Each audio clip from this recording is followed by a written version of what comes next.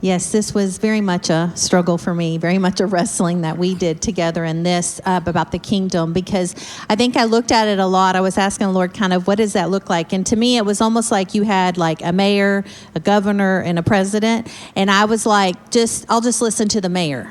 The simple kind of keep me confined in this place. And, really there can be local laws, there can be state laws, and then there's federal laws, right? You don't want to break the federal laws. And so there's a place of that God, because even those songs, it's like, you're the greater, there's lesser and you're the greater. It was like, well, no, you're the only one. But there's things that try to establish themselves in our lives, and God is the kingdom. He is the ultimate ruler. And what was really hard for me was understanding, but what's my place in the kingdom?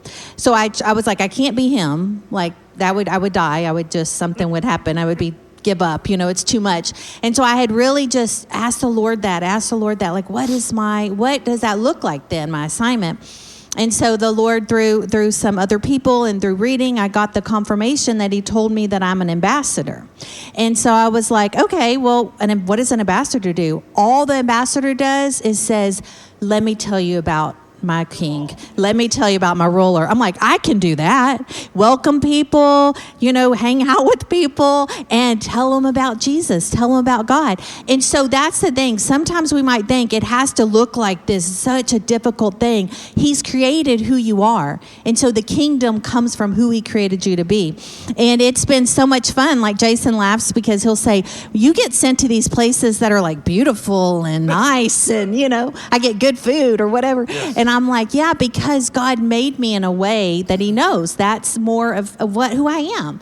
And even the way he created me, nobody can ever figure out where I'm from. They're like, you look like half of something. I don't know, And so I love that, because really everywhere I go, they'll be like, do you have family here? And I'm like, hey, that's pretty nice, because, and so that's it. Everything about you, he knows the number of hairs on our head. Everything about you, he created for a purpose to bring him glory and to fulfill his will. So I just want to encourage you that it's really a simple, like the scripture that's just been on me so much is that as you go, as you go, as you go. So as you go, you bring Jesus.